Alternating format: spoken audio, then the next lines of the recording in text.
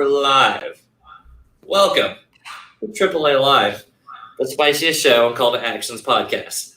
I'm your host today, Dylan Camacho, and today is, of course, my ride or die homie, Nat Vu in the house. Nat. That's me. Yeah, buddy. And my friend, what in the world is going on with kayfabe recently? Because we've got a match to talk about, and we're talking about a team this time, but this is probably going to just be talking about the whole match recently. What match are we? Well, firstly, we're talking about the experiment. If you haven't caught on our little title, episode 7 right here, talking the experiment and beating Chance Cobra Ellison. We'll get to Chance later. Right now, we're talking about the experiment, and oh my God, let's just leap in. Let's leap in about it, buddy. Let's do it. I mean, as soon as I watched this match, I was like, I need to talk about this kayfabe. Like, this is a really interesting dynamic to me, and yeah, I'm super excited about it. What are your thoughts? Yep, my thoughts going in, man. So I was really intrigued to see two things. One, seeing Lon's new character from the pre-matches promos, kind of saying that he's just like this hoodlum delinquent guy or whatever, and he's just like this recovering alcoholic professor.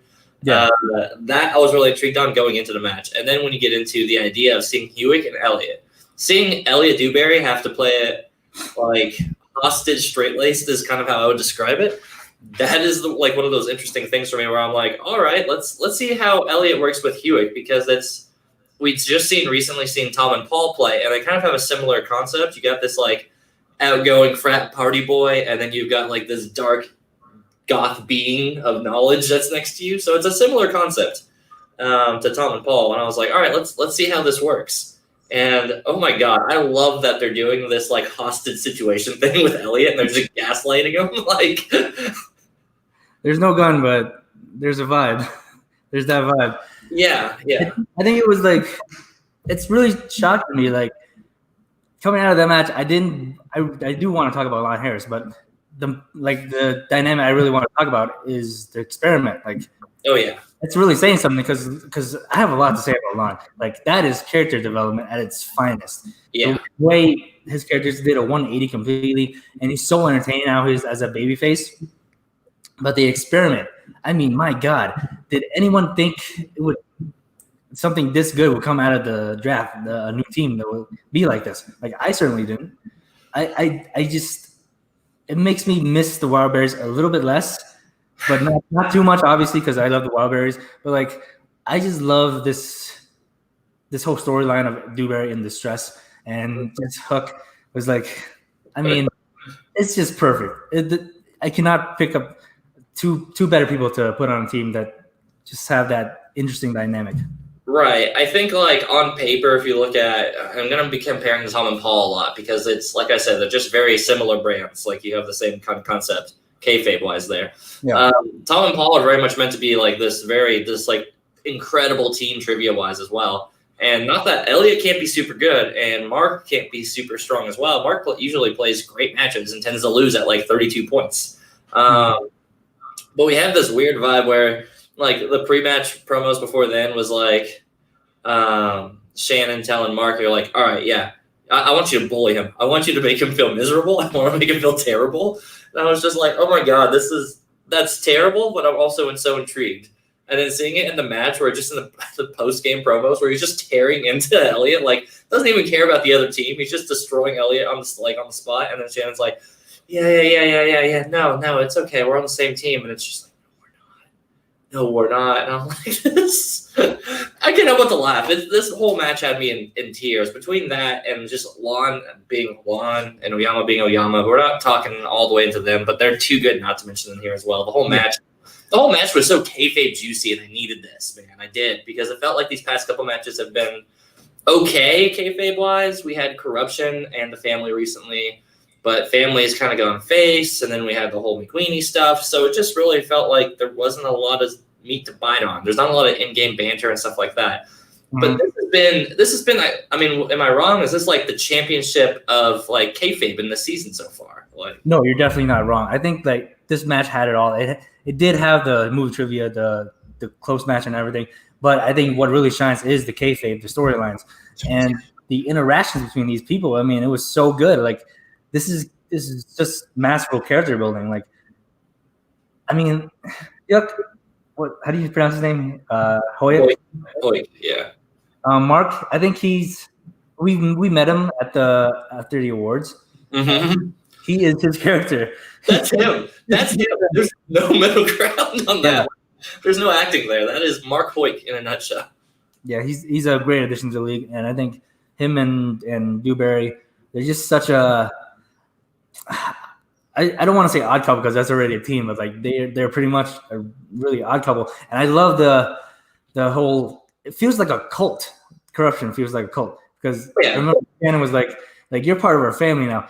Is it really a family though? If you're just cutting people left and right, if they're not doing well, it's more like a business to me.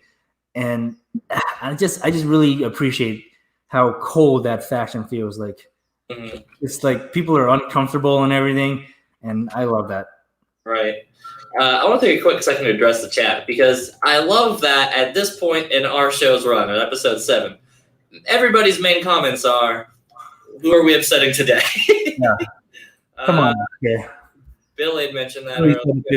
Who are we pissing off today? Who are we? Everybody except Jake. Everybody but everyone, Billy. Yeah, usually everybody. If this is your first time tuning in to AAA Live, stay tuned for the second part of the show where we don't try to make people upset. We just break down stats about beating players. But if you put out strategies about beating players, it makes people upset. Stay tuned. We'll upset everybody later. Right now, we're trying to have a good time.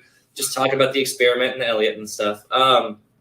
You bring up a great point, though, with the kayfabe synergy of a faction, right? So you're talking about how corruption feels very culty and everything like that. And I've always argued that their fan base has already kind of always had that vibe. So I like that they're really just adopting and owning that.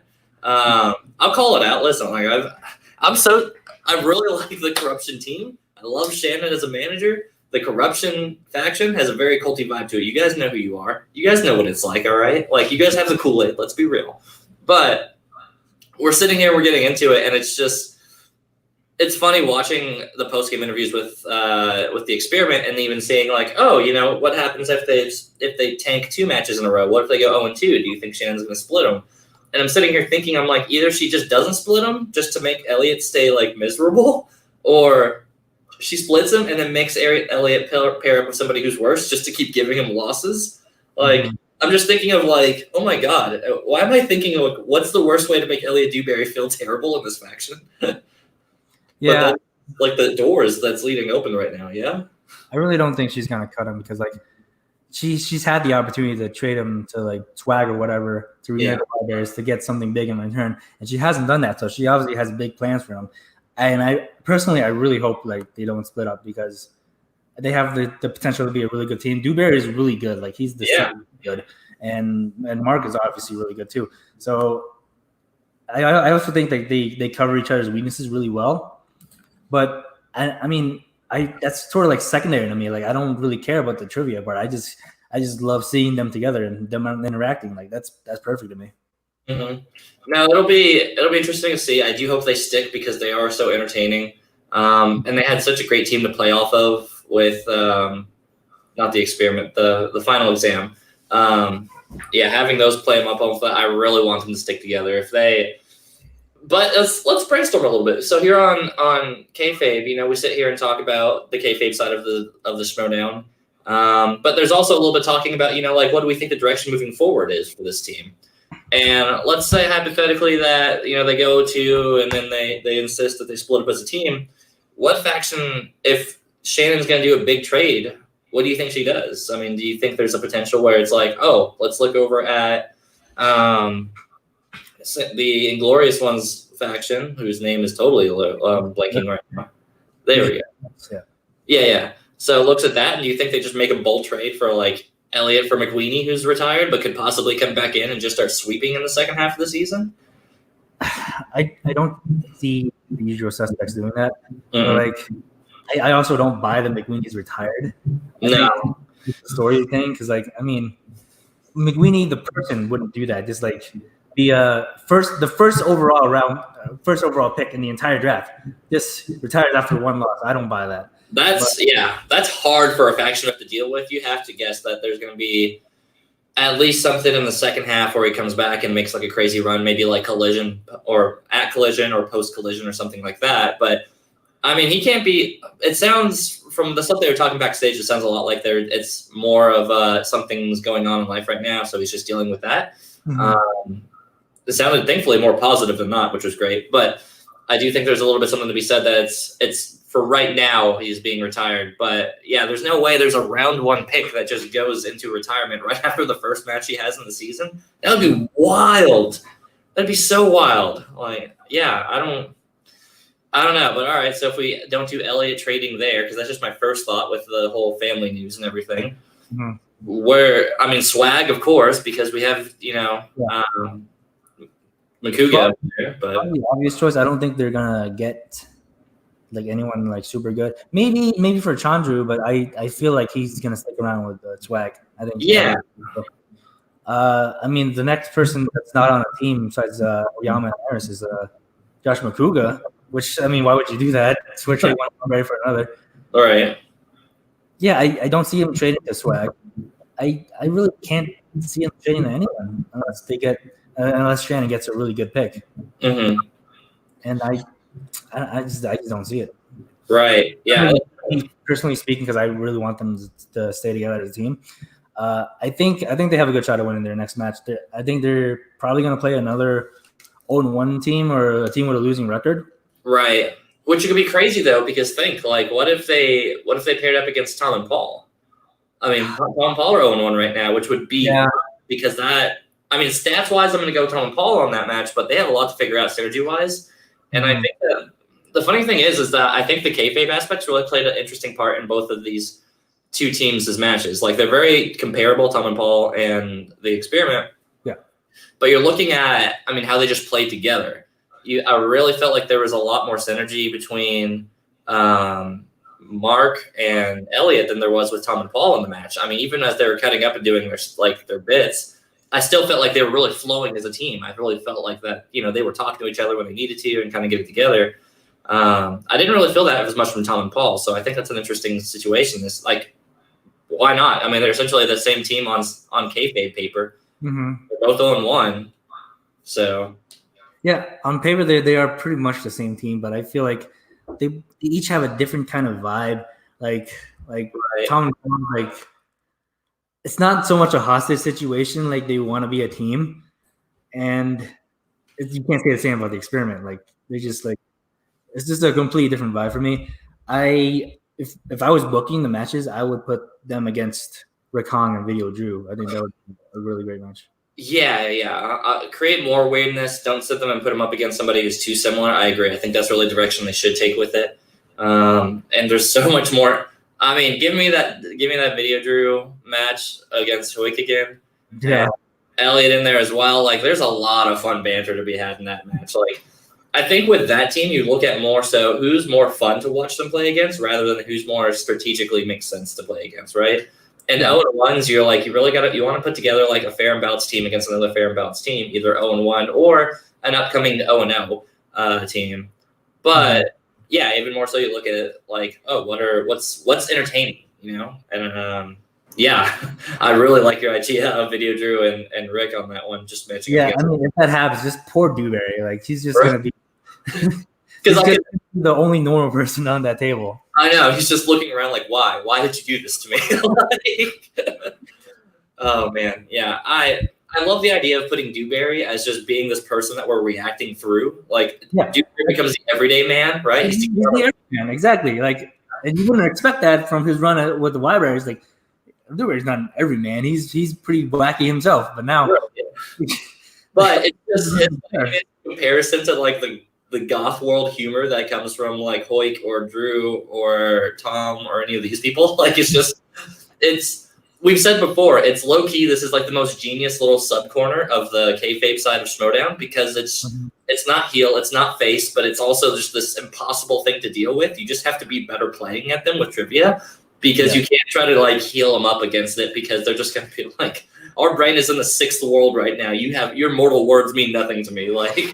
And as a face, you're just oh, hi. Bibbs is about the only person who I think can jive well with that because he's such a big horror fan. So, Yeah, I definitely agree with that. Right. So yeah, I mean, do we have anything else to speak on the experiment as far as what we think? I mean, we're loving it. Like, that's without doubt. Give me more of it. Give me their next match tomorrow. I can't wait for it. What about you? No, I definitely can't wait. Like, this is what I watched this moment for. I watched it for the character work, the kayfabe. Like, that's my favorite part. So I just really like the idea of people who are so reluctant to be a team as a result from this draft. Like, I think that's a really interesting thing. Yeah. I'm really looking forward to seeing more of that. Yeah, the true odd couples are really coming out on this one. No point against Andraco or Snyder on that one. But a lot of people over the chat real quick, we're seeing a lot of people kind of agreeing that, yeah, Tom and Paul weren't clicking in their matches. And Krista Todd mentions that she would like to see Video Drew against Tom and Paul, which would be, that would also be crazy fun as well, because we're getting the Paul versus Video Drew match in that one. I think that would break Video Drew's mind. Like, oh my god, it already is. Like, yeah, you save that for like something that's spectacular or like a pay-per-view or something like that. Like, that's just such a big headline. Brandon Hanna, speaking of matches that are happening sooner rather than later, special shout out to Brandon Hanna. Don't worry, Oscar, you're here in the chat if you're still here. Brandon Hanna's got his match with Change Drew coming up next week, everybody. We are so excited for that one. I know it's not even remotely what we're talking about, but I am so eager to see that match. I can't wait to see that one. That's going to be another rich story match. Yeah, we're always going to make time to talk about Chandru versus Hanna. Like, that, oh my God, that is my favorite rivalry easily. The stuff they do, the interactions on social media, I fucking love it. Give me more. I can't wait. Yeah, there's not many times where I've sat there and said, oh man, two rookies are going to have the best storyline, like, rivalry, in my opinion, and this is after, like, Ben and Drew. That's by the wayside now, guys. It is Chandru versus Brandon Hanna. Put that into a promo. That is the spiciest rivalry right now. Cannot wait to see part 3 in that next match.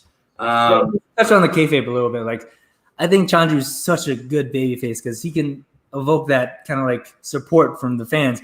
And Brandon Hanna is fucking shit talking Skywalker over here. He's not a good heel. I love it. This is just such a classic face versus heel dynamic. It is right. It is a very pure heel versus face mentality. I don't want to spend all day talking about it, but because Brandon popped into the chat and he had a really good comment that's going to transition us into this next segment. I had to give him that shout out, man. Brandon Hanna, we love you. We love Chandru as well. We can't wait to see it. The only winners in that match really are the fans. There are no losers, in my opinion. But Brandon Hanna will tell you that Chandru will be the loser in the comments, I'm sure. But speaking of Brandon Hanna's wise words of wisdom, Steve's recently pointed out a comment. So our other part of the show is Competitor's Corner. If this is your first time tuning in, Nat, tell our lovely fans what Competitor's Corner is about. Competitor's Corner is basically where we run down a certain competitor's strengths and weaknesses, and we basically create a guidebook for how to beat them and how to strategize against them. Right. I'll add on a giant asterisk on the saying that we do this usually for players we think are underrated or just are players that we generally are very respectful of or anything like this. If we're picking you on Competitor's Corner, you are truly somebody special in that. And I mean that in the best way possible, because I think we've got some misinterpretations that people are thinking we're just picking a player just to pick on them or anything like that. Oftentimes, we're trying to brag on you for how good you are, and that's why we're picking you. But now, am I wrong on that? Yeah. The intent here is definitely to comment people. I mean, look at the people we've done. We've done the most dominant champion in the history of this tournament, Alex Damien. We've done Dan Merrill, the GOAT. We've done Mike Kalinowski, a double belted champion. We've done a lot of really good people. Like, if we don't respect your gameplay, we're not going to talk about you in Competitor's Corner. Right. We're putting you on here because you're a person to be beat because you are that good. Or you're underrated, and we need to prove why you're that good, but we're also going to discuss, all right, well, if you're underrated, let's talk about why. Let's look at the stats, and let's see how you actually match up. We are messengers of the numbers, guys. We have our wonderful Megan McCurley, plug out to her, doing all the stats behind the scenes for the show, where she's just statting the whole showdown. And we just pick a player and say, all right, who are some underrated players? Who are some players who are punching well above their records with their stats? And today's is none other than the Cobra himself, Chance Ellison. And we're just going to leap on in. So our main strategy here today, guys, is Brandon Hanna says, I could just tell you how to beat Chance Ellison, just be me. Well, he's not wrong. In IG, Brandon Hanna is 1-0 over Chance Ellison. So the first tip, guys, in beating Chance Ellison, be Brandon Hanna. Be the hot man. be the hottest man in Schmodown. Now we're gonna get a little more in depth than that. So let's dig into the stats. All right. So before we go in, chat, if you're paying attention right now and you're on here, what do you think about Chance? Do you think he's overrated, underrated, properly rated? Where's everybody else's vibes on this one? Now let's discuss that before we look at the stats. Actually, what about Chance? What do you think of him? I for sure think he's underrated, and I know I say that about a lot of people, but I truly believe he's underrated because he has a 2-3 record, and he is way better than that. I don't want to say this about everyone because to me, I want to mean what I say, but I truly believe that it is just a matter of time before Chance Ellison becomes a singles champion. He's that good. It just baffles me what his record is, but if you look at the people he's played a murderer's row. The only people he's lost to are former singles champions. Mm-hmm. Yeah. I'm there with you on that. I think before I got to see Meg's stat outlook on Chance, I think Chance was actually properly rated. I don't think his record reflects that in his singles run, but I look at him cumulatively, right? Like 2-3 record definitely doesn't represent Chance as good as he is. And then we look at his team's record though, but he's been a former team's champion at one point, and he's currently on the path to having a rematch against the Founding Fathers for him. So when I look at it from that point, I'm like, okay, well, he's a team champion at one point, going in for another match on that, while also being, somebody who's just had some hit or misses on the singles matches. But the problem is people know how good Chance is. So Chance has got paired up and been a low seed, played against Bibbs, played against, let me pull this up real quick. Let me just get to the graphics. Let's look at it. Let's see who he's played. Yeah, let's do it. So I'm going to go full stats on this one. This is from past year. Emma, Oyama, and Bibbs. Oyama, that's the one who I was struggling to remember with. Okay. Yeah. So, again, special shout-out to Megan McCurley, who does all of our wonderful stats here on the show. She is the numbers on that one. You can follow Megan McCurley at Twitter, where she'll randomly throw these out as little sneak peeks at Megs_reclaimed. Go check out her stuff, guys. She is wonderful. But, yeah, looking at his round, this is his singles career stuff. Let's just take a peek at round one for a second, okay? 7-7 with Janine in Brooklyn last year. And all these stats are just going to be looking from season 6 onwards. So we're not going to be looking at season 5 prior because we don't think that it stays too relevant if we don't just look within the past season. Yeah, we're not including his match against Irwin. Right. This is without the Irwin match as well. So round 2, or his second match, perfect. And the perfect question. Match against Oyama. Goes perfect in round 1. Gets the perfect question. Match against Bibiani. Goes perfect. Gets the perfect question. He's really good round 1, guys. And we're going into this to say he is the best as of these stats looking from season 6 to now. We're looking at round 1 averages. He has an 8.5 average. That is like having an A++ S grade. Yeah, there are only 8 questions in round 1. And he has an 8.5 average. So, yeah, it gets a little interesting to see somebody that's that good in round 1, who's been consistently hitting 8.5 as an average, beat 2 and 3 in singles. Now, granted, this does account for his stats and teams as well, and teams he's probably going to run a little better. I think there's a lot more confidence with teams because I think him having somebody like Mike to bounce off of does a lot for keeping his confidence up, which I do think he's one of those players that his character is confident, but I don't know how confident the player is when he gets into the match. Would you agree with that, Matt? Maybe I'm not completely sold on that. Just like I know Chance, and I think he's pretty confident in his movie trivia knowledge. But having a partner certainly helps boost that confidence. Like everyone needs a confidence boost, no matter how confident you are. Right. Going in, so. And I'll put an asterisk next to that comment of mine because I know that he's not a person that gets shaken very well. I haven't seen him ever get just outright shut down in a match or just start tanking or anything thus far. He's done really good at staying composed throughout his matches, which is great. I think that's a big perk against him, or a perk for him on that one. Which, looking into round 2, this is where we see his. Even still, he's still ranking top 5 average on players. Round 3 is where he tends to be not doing too well. Megs mentions in the comments. And we look at that and we see, round 3, he's gotten, all right. he gets his 5 in round 3, or he gets 5 points in round 3, so he probably got the 2 and 3 in that one. I don't have the exact breakdown on that. Same thing with Bibian. He got his 2 and 3, missed the 5. I think the 5 tends to be his biggest weakness on that one, so it does become one of those endurance matches with chance where you have to sit there and say, all right, I just got to rack up my points, making sure that I can get my 5. Even if you tie them into round 3 and you get your 5, chances are you're likely to get the 2 or at least the 3. Those are the questions you're going to get, or some combination. Mm-hmm. You can still probably go into overtime with him on this one. Chance is one of those players who's going to get a strong lead early on, but round 3 is going to be the death of him. So I think that's something to really keep in mind. You're going to want to stay really strong and on him throughout this whole period. Megs mentions in the comments, his round 1 average is lower in teams. Riddle me that one. Yeah, I don't got an insight on that one, Megs. I won't lie to you.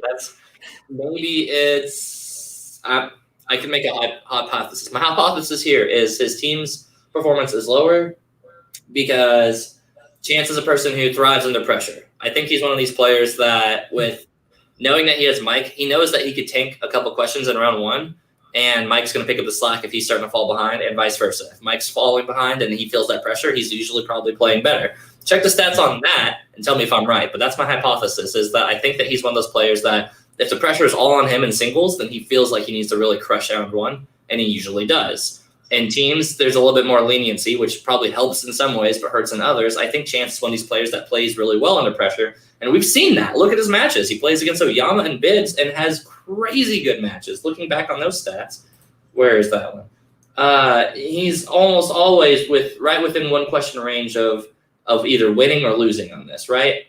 He had to miss his 5-pointer against Oyama to lose against Oyama. I remember that. And against Bibbs, he had to hit his 5-pointer to hit him into a tie game or outright win. Round 2, he spins off Spielberg, tough break, getting out of the first round, ultimate. Yeah. So he's one of these players that I think plays exceptionally well under pressure, but at the same time, it is part of that struggle there. Check the bottom one. Accuracies for round 3. Ooh. Oh, I get round 3 accuracies. Yeah, round 3 accuracy, 50%, 75%, 33%. He's those deep cuts for Chance. Those are going to be his biggest weaknesses. So it's hard to sit there and say, all right, go in there and mastermind the questions so he gets plot point questions, because he's more likely to miss those. You can't really control that. But that's something to keep in mind. If you're thinking that he's doing that Bateman strategy, trying to bluff his way, just stalling because he doesn't know the question on a plot point question, the plot point ones are those deeper cut ones that are more relevant to the movie. Those are the ones where his weakness actually is. Yeah, the ones where you actually have to watch the movie to know the answer. Like those are the ones that get him. I think his surface level knowledge is really good. I think it's the best in the league. Obviously, his round 1. But I think if I were him, I would just try to study the plot points of the movie more. But there's not really much you can do about that, because there are a lot of movies out there. You need to watch all of them. But I think luck plays such a big part in this league, especially if you're at the level Chance at and you're playing the level of competitors that he does. Yeah. His match with Bibiani was super close. I think he scored way more points than most of the other winning people in the tournament. It just goes down to his strength of schedule, his luck, and I think he would have a way better record right now if just a few things went a different way, if we picked different numbers. Yeah, I think there's definitely something to be said that Chance is maybe one of the unluckiest competitors in the Schmodown for somebody as good as he is, because his pairings have been his biggest struggle, is that he gets paired up against juggernaut players or people that are just totally on their prime. Whenever he's playing on Oyama was on his run to the championship. When he played Bibbs, it was Bibbs who won, or who got to the finals for the Ultimate Singles Tournament. So but that's not to say he doesn't have weaknesses, as we are covering right here in the strengths and weaknesses little section over here. Strengths-wise, animated, comedy, adventure, new releases, Spielberg. He is 100% on 5 of these categories. Round 1, he gets every question on this. Round 2, he gets it. If he has to go with multiple choice and Steven Spielberg, he gets 100% of it. Round 3, he's crushing on this. However, we get into dramas, we get into thrillers, he's 75%. We get into rom-coms, crime, and famous actors and actresses, and this is what you're really wanting to look at. This is the stuff that I think is the real meat of Chance's weaknesses thus far. And I always say thus far because if Chance watches the show and says, all right, my weaknesses are out there, time to study up, he could totally short this up. That's within every competitor's range whatsoever to sit there and make their weaknesses strengths. Mm-hmm. But man, it's hard not to, for somebody's percentages who are as high as chances, it's hard not to look at seeing 50% famous actors and actresses, 50% crime, 50% rom-coms. Those are pretty glaring weaknesses on that one. What are your thoughts on these weaknesses on the categories that he's weak on, Matt? Yeah, I mean, these are the weaknesses I would expect. Like, I know, like, obviously he's like super good at animated, and Pixar obviously don't choose that. Yeah, I mean, dramas are a really hard category because it's so broad. There's so much you need to know, and I mean, yeah, these are pretty much, they're not a shocker. No. So something I kind of find interesting, just looking at the two differences between the strength categories and the weaknesses ones. Chance is a person who enjoys feel-good movies, I think, and does not like feel-bad movies. Because looking at the strengths, we have animated comedy, action adventure. We go into these movies to turn our brain off, have some fun, and just enjoy the good vibes. We look down here, and other than rom-coms, which, again, that could easily be a gender thing. As a guys more I feel like are less likely to be knowledgeable in rom-coms. But we look in the thriller, we look in the crime, we look in the drama. All three of these categories are ones that are probably going to be like your Zodiac or your Zodiacs or your, you're not really feel good movies. And I think that's an interesting little thought. I wonder if that's a true link maybe to other categories you may be weak against. For example, that's nowadays, right? So nowadays we have like Tyler Perry on the wheel and stuff like that. For whatever reason, I think that's going to be a strength for Chance, because if he does watch those movies and enjoys them, he's going to be 100% on that. But because they're all comedy, right? But then we look at these other ones, and they're the feel-bad movies, man. It's the one where dark things are happening, the brooding stuff is happening, and other than rom-coms, crime. That's kind of my bold prediction. If there's a movie category that tends to lean more towards like darker tones or something like that, maybe Chance is less likely to be doing well in those because he just likes the feel-goods. Yeah, that's a really interesting theory. I don't know how accurate it is, but like with the data we have, I think that's a pretty good hypothesis. Like, I just think we should wait to see like him being more matches, because I mean, I've talked to him. I never really got the impression that he was just like his favorite movies are the feel good movies. Like, right. He likes all kinds of movies, and I mean, if you look at crime, he has 50% in that, but we've only seen him answer 2 questions in crime. True. So I don't know. I think we need more data. Maybe you might be onto something. Players, keep an eye out for those dark tone categories. I really want to see that one fleshed out, because I think it's just interesting, the difference on genres. I think people don't think that deep into some of these weaknesses and saying, okay, well, we know that he's missing here. Mags points out an extra point that his age may play a factor based on the movies he's watched at a young age. Totally agree. I think age makes the animated and comedy and that stuff makes it a lot more relevant for him because he is younger. I think he's only like 21, 22, something in that ballpark. Yeah, youngest champion. Yeah. The other thing that kind of sticks out to me is famous actors and actresses, and I think that may be more of just how the questions have landed, because that seems like a category he should be extremely knowledgeable about based on his round 1 knowledge, right? Mm-hmm. If he's nailing surface level questions like who's the main actor in this, main actress in this, who directed this is something I'm expecting him to be a lot better on, but he's only scoring 50% in this category. Yeah. Well, earlier when I said I wasn't shocked by this, the famous actors and actresses is the only one that surprises me a little bit, because I feel like he would do better in this category. Like, this is mostly surface level knowledge. You don't need to know plot points and everything. You just need to know who's 2 stars in the movie. So I don't know. Yeah, I think his weaknesses are the most interesting part about him, all things considered. His strengths are pretty telling. He's a solid player all around. So let's get into the quick recap then real quick, huh? Let's talk about full big picture. How do we break into Chance? How are we beating him? So round 1, let's be real. He's probably going to go perfect or hit 7 at the least, 9 more often than not. He's probably going to take the advantage in round 1, which means he's going to be choosing his preference for spinning into round 2. I didn't get a chance to peek what his preference was on spinning first or second, but if he's playing with Mike a lot, he's a momentum player. He would rather be ahead throughout the whole time and never have to think twice about it. Yeah? Yeah, so, I agree with that. Right. Probably spins first, tries to get the advantage. He's pretty solid in round 2. So, and he just wants to always feel like he's on top. So my guess is that somehow you pull ahead and you get to pick the spin on it. It's a small little leap, I'll admit, but I would say going first and having the advantage on chance, I think is going to be a big momentum swing for you. I think that every little thing matters in these matches now, Nat.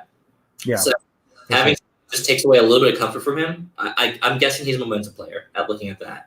Going into round 3, if you've tied him up or he's holding up on that one, Megs points out that he spins first. Yeah, I want to click it. Let me click it. So him spinning first isn't surprising at all. I mean, he's his teammates with Mike, so I feel like they're both momentum players in that way. Spinning and taking that little bit of comfort away, I think will make a big difference in how it plays out in round 2 and into round 3. In round 3, that's his weakest round by far. If you can pull in, that's where you're going to be fixing the gap. I think you have to keep in mind, as long as you don't get knocked out or TKO'd by round 1 and 2, and you're at least relative with chance, if you can get your 5, you're already immediately back in the game or just outright winning. I think it's going to feel a lot like the Snyder-Irwin match that just happened yesterday. Go check out a reaction on this channel. Me, Nat, and Alex cover that reaction. I'm not going to say who won in case you haven't seen it yet, but it came down to the wire, guys. Every bit counts, and those 5-pointers make a big difference. That's all I'll say on that. Oh, that makes a huge difference. I think that's really the biggest key to beating chances is get your 5-pointer and hope he doesn't. Because if you're in like round 1, don't get discouraged if he doesn't miss a single question, because that's what he does. He's gotten 3 perfect rounds, and you just gotta stay locked in. Hope you get a good spin on the wheel, and then just answer your questions as best as you can. And don't get discouraged. Yes, absolutely. So yeah, we do have that kind of round strategy. Going into the other side of it, what we always say is he kayfabe proof or not? Chance, we honestly don't know. We don't have enough data on it to see the players he's played against. Oyama, Bibbs, all these players that are at the high levels that beat him or give him a good match tend to be pretty straight-laced players. They're just more trivia-driven. They're less involved in the banter and the kayfabe side of it. So it's hard to say if you could really shape Chance. He's the heel in the match anyway. Yeah. So it's kind of hard to play the heel anyway and play the kayfabe part with him because he's already playing the heel role. If anything, he's going to be trying to play it. Yeah, and if you look at teams, they've mostly played face teams. Like even the family, they were face when they played them. Right. And I think you could probably make the argument for Roca because he's kind of a tweener. But I mean, from what I've seen, he hasn't really been tested in that way, and like someone who's gonna try to get in your head. Yeah, exactly. I really want to see him go up against somebody who's really going to try to play the mind games with him. Maybe like if he gets a run, then maybe he plays up against Bateman or something like that. I think would be really great to see how he evolves and thrives in that match. Or, I mean, even some of the newer heels coming in, have him go IG, play against Hannah again. Like, let's just have him do a one-on-one. I would love to see how he thrives in that kayfabe situation because Hannah is, I mean, debatably, you're going to want to give it to Mike for like biggest heel in the IG division, but Hannah is doing so much better heel work right now, I think. Like, Mike is he's heel in the promos, has a great match, loves the competitor at the end. Hannah hates the person from start to finish and will hate them on Facebook. Go check out Brendan Hannah match later this week on Thursday. Well, later next week on Thursday. Yeah, join the Hit Squad on Facebook for some of the best trash talk you'll ever see. I think it's interesting because I think Mike is the top heel, but I don't necessarily think he's the best heel. I think that probably goes to Brendan Hannah. Yeah, I'm gonna agree with you, especially within the IG division. That's kind of where it is. Give me a hot man Ellison run. Just let Brendan Hannah just play the same 2 or 3 people every time because it's just gonna be Chance or Chandru or somebody like that. I feel like Brandon is gonna be one of those people who ends up like Chance, who just plays against top level competitors multiple times in a row or something. But yeah, overall, Chance kayfabe proof. We don't know. We haven't seen him have to be in that situation where he is the case. He's definitely a player who plays better under pressure. So I don't know. Maybe you let him just take the lead for a little bit in the match. Let him feel comfortable, and then just sneak in, be close enough, and hit your 5 and take the round 3 steal. Yeah, I mean that's pretty much all you can do. I mean, if you're playing a player of Chance's caliber, you just got to answer your questions correctly and don't give him his strengths in round 2. That's pretty much it.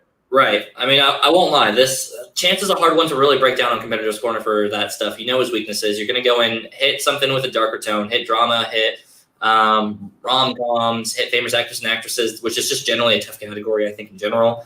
I'm less hesitant on that one. I think those ones are just how the questions landed for him. I think that could be a question or a category he could be really, really good in. Mm-hmm. So I want to see him hit that category another time before I go referencing this and saying, yeah, give it to him. But crimes, drama, rom-coms, those three are definitely glaring weaknesses thus far. So those are ones, if you're spinning on him and he gets an opponent's choice, or you get something that you want to be strong in that he's not going to be good in, hit one of those three. Those are going to be the big strengths for you for staying alive in round 2 and hopefully stealing the match in round 3. But I do think that Chance is one of those players you just take the match from him in round 3. He's got great stats in the first 2 rounds. Accuracies are bonkers good. So definitely better than his 2-3 record. So yeah, I mean, he's just one of those people. And again, we don't have that kayfabe insight into him. So that is more or less our review on how to beat Chance Ellison, everybody. If you thought that it was incredibly disrespectful, you can make sure to clip out the worst parts of it and send it right to him on Twitter like everybody else does on every episode we do. I'm kidding. Please don't do that, guys. We're not trying to hate on the crowd. It's always hard to pick the weaknesses out of all these players. Even with Dan Merles, the same thing could be said about Chance Ellison in this one. It's just like, just answer better than Chance. I mean, really, that's the best strategy you have. Yeah, I mean, earlier Billy was like, let me find this quote. He was like, I can't wait for make it harder to see him beat Chance than Dan Merle. Have you watched the Dan Merle episode? We were grasping at straws, all right? We say multiple times we're grasping at straws with this one. Sure, and again, we said that Dan was maybe a little more kayfabe weak just because we have the Andrew Guy match to cite. But you know what? Dan Merle's been proving us wrong ever since. He just played Bateman in a crazy championship match where Bateman was pulling out all the stops on that one, and I think that just made Dan angrier. There's something to be said about Dan's 5-point question, but I'm not going to touch on that whole thing in comparison to Ben's. But it's either here or there. Dan's the champ right now. Props to him. He earned it. He is effectively un-kayfabe proof at this time now, or he is kayfabe proof at this time for at least this moment. Maybe we'll see. I don't know. Maybe he can get worked up again. That's 50-50, but he said. Chance, there's 0% chance that he gets put in that situation unless he's an IG against maybe Brandon Hanna, or if he gets a new upcoming heel coming up in his singles run. But before we wrap up the show, I guess let's say this, all right? Because I like planning ahead, seeing what the future looks like, Matt. What do you think Chance's next match is going to be in singles? I don't think he's going to get a champ-level player right off the bat because they want to give him somebody to help bump up his record a little bit. But they want him to still be a challenge. So who are these like high B tier, low A tier players that Chance can play? I give him Paul Preston. Preston? Ooh. I like that. That would be a killer match. They're both super underrated. They're both really good. They're not quite at that championship level. No. They're just under it. So. Yeah, they're right on the brink, right on the cusp of that. You know, I want to flip it a little bit, and I'm going to sit his teammate. I'm going to send Tom at Chance. Oh, yeah. So Tom, he'd be going in singles 0-0. So he probably could be playing Chance at 2 and 3, but Chance is on a losing streak for his singles run. So I could see that being a valid thing. I really want to see how he interacts with Tom. Oh, man. Yeah, and the kayfabe side of seeing Tom with Chance, I think that would give me a little bit of what I want from that. Even more so, I just feel like Tom is the opposite with Chance on my hypothesis. If Chance is gonna pick feel good like vibes, Tom's gonna pick like brooding dark despair or video games or something like that as like or video games. I like how you put that with the movies. Yeah, I think those are the categories Tom is gonna pick. Chat, who do you want to see Chance Ellison play next? Who do you think is gonna be a fair matchup for it? And hey, level 2 trading, popping on in. We talked with you a good time for the reaction yesterday. But in the comments below, guys, put us what you think. Who do you think Chance is going to play next? Who do you think would be a great match to see him do a mix of trivia against and it'd be a good match? Or would you rather see something kayfabe heavy? Who do you want him to play? Let's get some more stats. I want to know more because right now Chance doesn't look super beatable. He's just getting beat by somebody who's on a hot streak or just champion level players. So, but without further ado, guys, let's start to wrap up this wonderful episode of AAA Live. Firstly, thank you everybody in the chat who's been in here on this incredibly positive Saturday afternoon. Definitely no negativity here. No negativity in AAA Live. We're not making it a thing. Matt, where can they catch you at, my friend? You can find me on Twitter at NightAirs44 and on Facebook, I'm NatVu. And also, I just want to make a quick little PSA, a PS AAA Live, if you will. Stop giving people who look like us dirty looks on the street. It's not our fault. Yes. Right? Go hug one of your Asian friends. Not right now because of social distancing and all that. But, once this all blows over, and if you don't have any Asian friends, maybe it's time to do some self-reflecting because there are billions of us. Literally billions of us. Literally billions. Friend, back to you, Dylan. Thank you. Yes, you can catch me here at AAA Live, and anytime I randomly pop onto reactions or anything like that, you can catch me at Twitter at CAMACH Octopus. It's this whole last name of mine right there, and then at Octopus, like it's just one big word. You can catch me on Facebook at this name, Dylan Camacho. Cool. Otherwise, stay healthy, everybody. Coronavirus is running wild right now. We were going to do a whole segment on perception versus reality. Is coronavirus that bad? Let's look at the stats. We didn't want to do that. We didn't figure it out. And I won't lie, I slept in today, so I didn't get a chance to look at the stats and do the segment if I wanted to. But make sure we're staying healthy. Make sure we're putting all that positivity out there. A lot of negativity. All the cancellations are going on. Free for all, Houston, all the Schmodown stuff is getting hurt by this as well. But the world's on fire, everybody. We can't say it's personal. We just want everybody to be healthy and happy and make sure that we're still getting our Schmodown and our Schmodown-related content on a reasonable time. Make sure to go send some positive vibes to everybody who's dealing with and struggling with this stuff. And most of all, respect your homies in the Asian Action Army AAA Live. We are signing off, everybody. You can also, before we go, make sure to check out Megan McCurley's, our wonderful statistician on the show. Go check out our Twitter at Megs_reclaimed. Pretty sure I said that right. Whatever. Make sure you spelled it right. You'll be okay. That is our show, everybody. Make sure to tune in another week or two. We'll be sitting here. We do the show bi-weekly. Normally it's on Thursdays. Some stuff came up this week, so we had it on a Saturday. But make sure to tune in here in a couple weeks. We're going to be coming back on better than ever. If you want to see somebody in Competitor's Corner, hit us in the comments below. Tell us who you want to see us cover. Tell us who you want to upset again the Schmodown League and see our Twitter get blown up by this competitor. Hit it below if we haven't already covered them. Otherwise, have a great weekend, everybody. Stay safe, stay healthy. Make sure you get your toilet paper. Good